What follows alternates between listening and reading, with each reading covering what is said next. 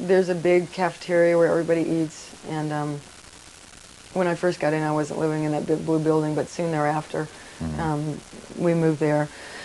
And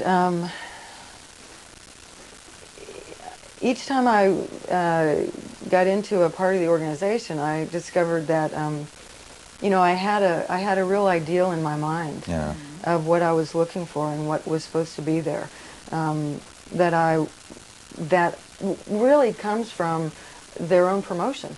You know, it really comes from the public relations that Scientology puts out for people. All right, so you continued rising in this structure. Was there more philosophy coming your way? I mean, what were you being told all this time? I was getting more and more training as I went up, and I was getting more auditing.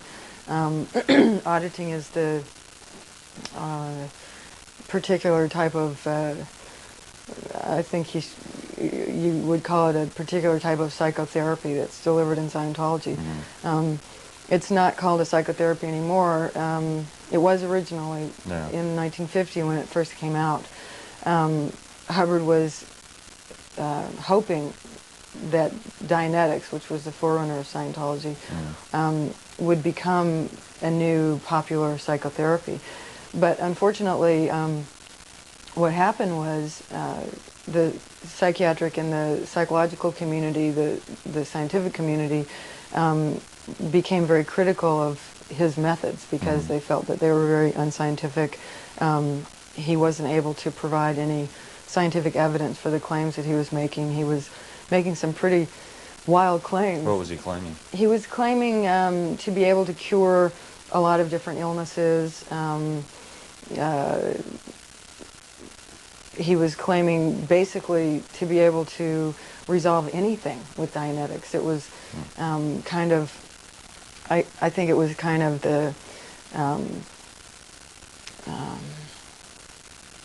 the excitement of the moment, because this book came out, Dianetics, The Modern Science of Mental Health, and it was a bestseller.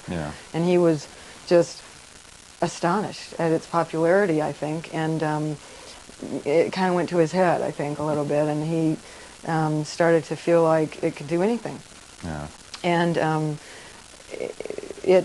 he started to get in trouble for practicing medicine without a license. Some people, a couple of years later, were arrested for practicing medicine without a license.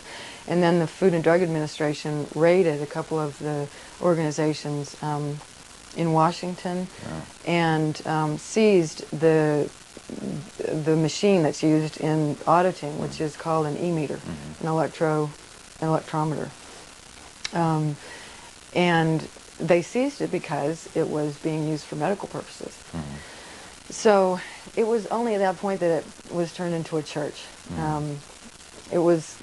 He made it pretty clear at that time, although this is kind of buried in the annals of history at this point, but he made it pretty clear at that time that he was turning it into a religion because the authorities were after him for practicing medicine without a license. It's all right to do that if you're a religion. And it's not medicine anymore if it's a religion. The e-meter was going to become a religious artifact. He announced this. The e-meter is here from now on. It is a religious artifact. We are a religion. But he also made it very clear that this is not going to change anything about what you're doing. It's purely a matter for the accountants and the solicitors.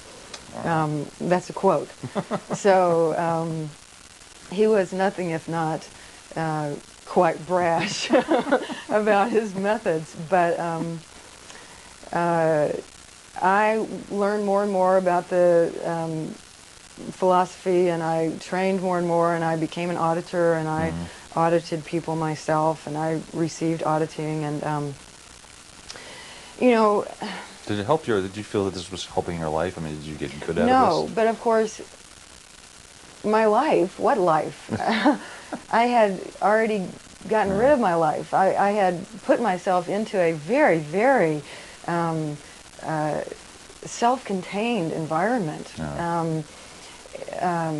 Much more contained than somebody who goes into a monastery or something, because part of part of what Scientology is all about is a very self-policing mechanism. You really begin to lose your powers of critical thought because in Scientology, if you have any critical thoughts about Scientology particularly, and about L. Ron Hubbard particularly, or management, it means without any question that you have done something wrong for which you are now trying to justify yourself by saying that these other people have done something, or that basically this is why you're being critical. Yeah. So you quickly learn to police your own thoughts. Particularly because when you get auditing, you're holding on to 2 soup cans. And these 2 soup cans are attached to this thing called the e-meter. And the person who's auditing you is watching this little dial on the e-meter for signs of that you're thinking about certain things. And it only shows that there's like perspiration in your hand or something, doesn't it? I mean, well, yeah, frankly, I don't really know what it shows, but I can tell you what it doesn't show. It does not show what I'm thinking, and it never did. And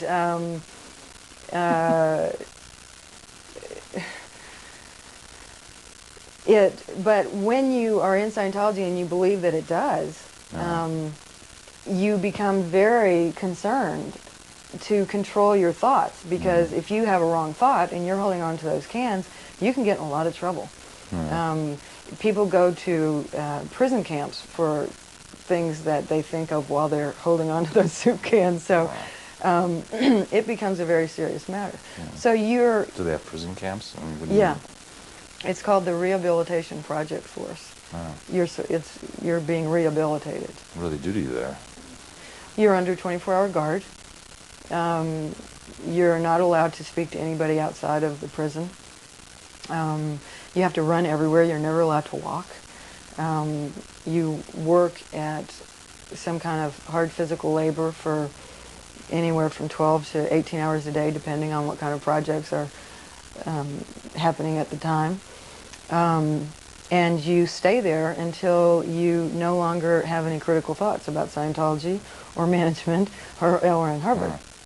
And I went, my husband went, and I went because I was very critical of the man who took over Scientology after Hubbard died, whose name is David Miscavige.